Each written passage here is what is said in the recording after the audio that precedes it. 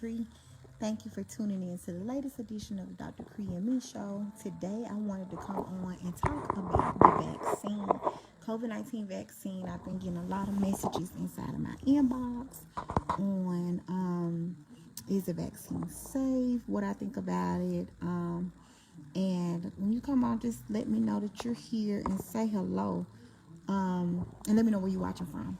Anyway, I'm Dr. Kre. I'm a board certified family medicine physician in the state of Alabama, and I help everyday overwhelmed people learn more and more about healthcare issues.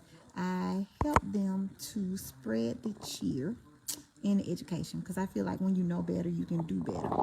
So first things first, the vaccine. There were two different vaccines that have been studied so far and that have been pre-approved by the FDA. Hey guys, the Pfizer, which is the one that you see a lot of healthcare workers getting right now, and then Moderna is the one that was just approved on last night. So Pfizer's study was about 40,000 people. Let's talk about how research works. Research has to be done in clinical trials. Hey, Miss Allen, you have to do clinical trials, right? And there you go through four phases. Phase 1 might be animals. Then phase 2, they work their way up. Phase 3, phase 4, before they go out there and say it's okay, to give to the general public. Now, to the point of people saying that it is rushed because it's new technology, mRNA or mitochondrial RNA is the way that they're doing it. And that technique has been studied for at least 10 years, guys, in labs. So it's not like it's something that's new that's just popped up. So it is something that has been studied and has been studied for a long, long time. So how these vaccines work is you do not get a live vaccine. You do not get a live virus injected into you. Okay? So you get an injection, and whatever you're getting allows you to recognize the spike on top of the virus. Remember, coronavirus looks like a circle, and it's got spikes. Oh Lord, my battery is running low. Help, I need a charger. Vaccine is prompted to recognize the spike. So when you see when your body comes into contact with the spike, then it says, let's fight that. This is not supposed to be here. Let's get this out of here. Fight it.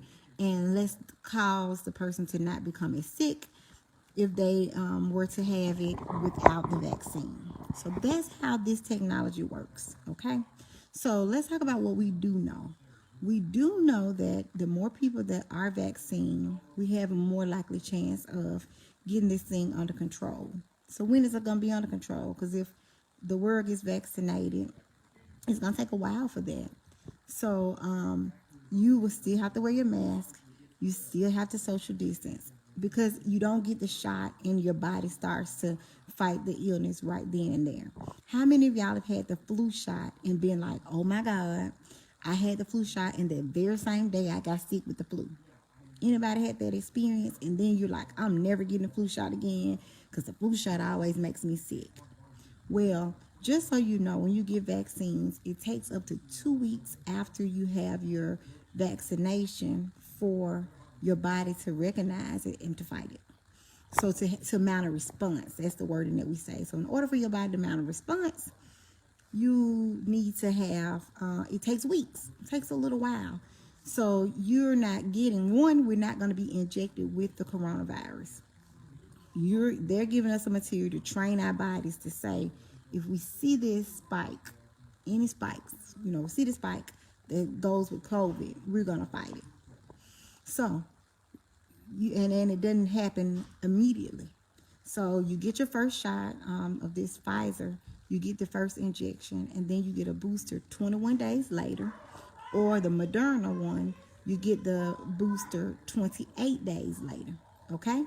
So usually the response, Zoe, I'm on Facebook Live.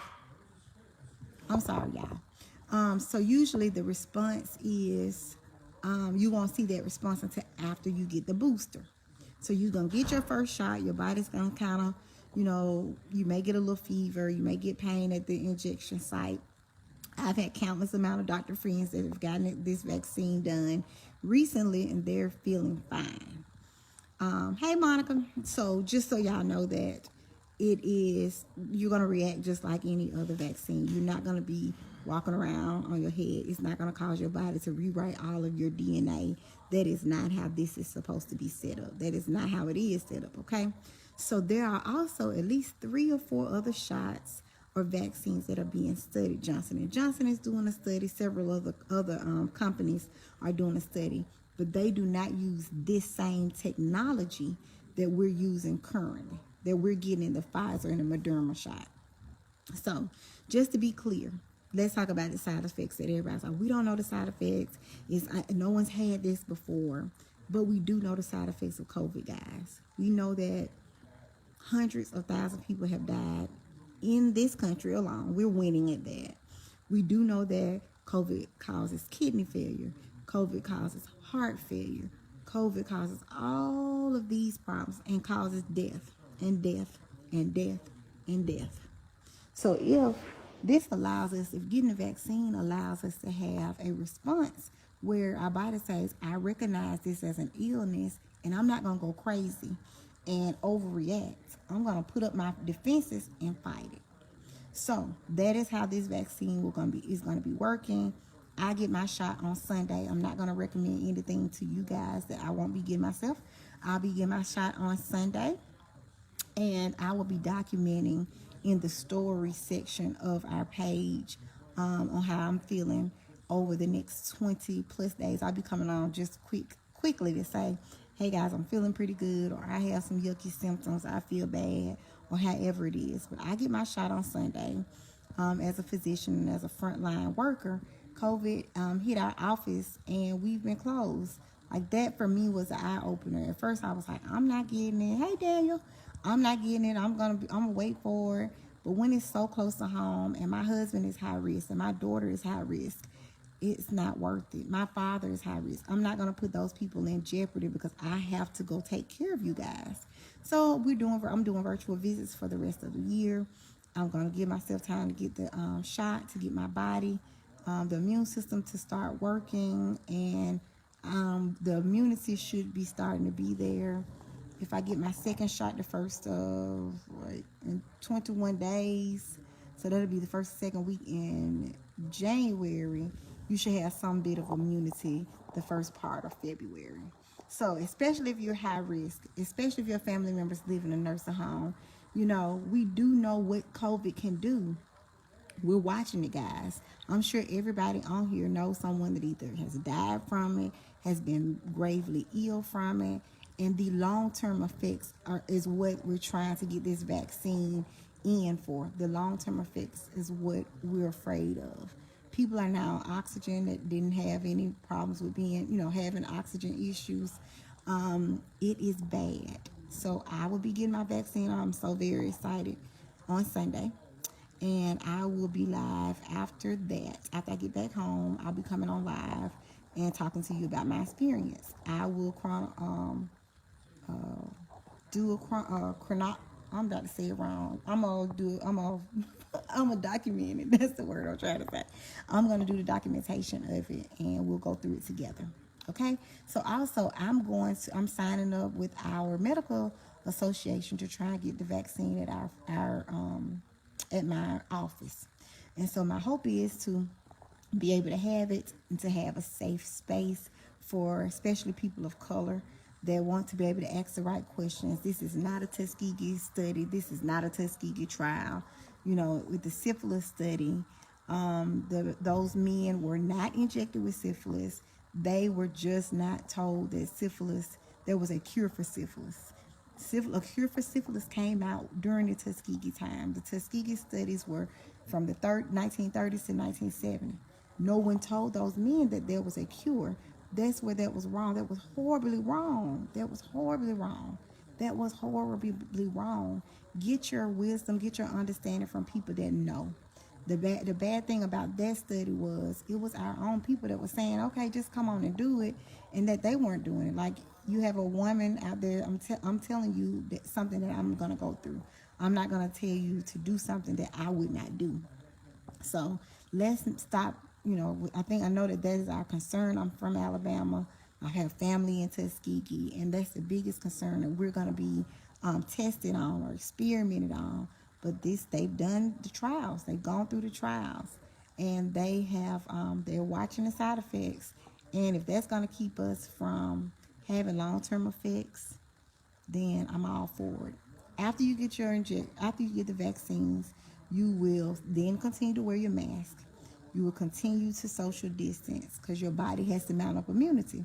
And just because you can fight it off, that means you still can't get it. So it's just like the flu shot. You can still get the flu after you had a flu shot. You just don't get the bad version of the flu. I know people that end up in the hospital, the ICU. Every year we have people that get gravely ill from the flu, but it's not 300,000 people. So don't compare this to the flu. This is not the same thing, okay? If given the opportunity, get the vaccine. Do it for yourself, do it for your family, do it for others around you. I'll be getting mine on Sunday. I'll keep you guys posted on how it goes. If you guys have any questions, but this is terminology and a means that has been tested for years, okay? So they've been doing this testing.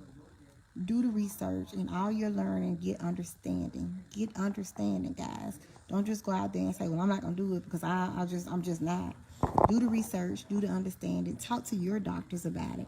Ask your doctors, what do they think about it? Do they think you should go get it? Because your doctors know your history. They know your illness. They know you. They know you. And they'll give you their recommendation. Again, this is Dr. Kre Trimble Johnson. I'm a board-certified family medicine physician in the great state of Alabama. I help everyday people learn more and more about healthcare issues through my awesome practice, Brownstone Healthcare and Aesthetics, through my supplements, and through my educational pieces like the Dr. Kre Me Show. If you need me, let me know. For more information about me, you can follow me on Instagram. It's at Dr. Kre, DOCTORKRE, or Clubhouse. I'm there too. Talk to you later. I'll be back on Sunday.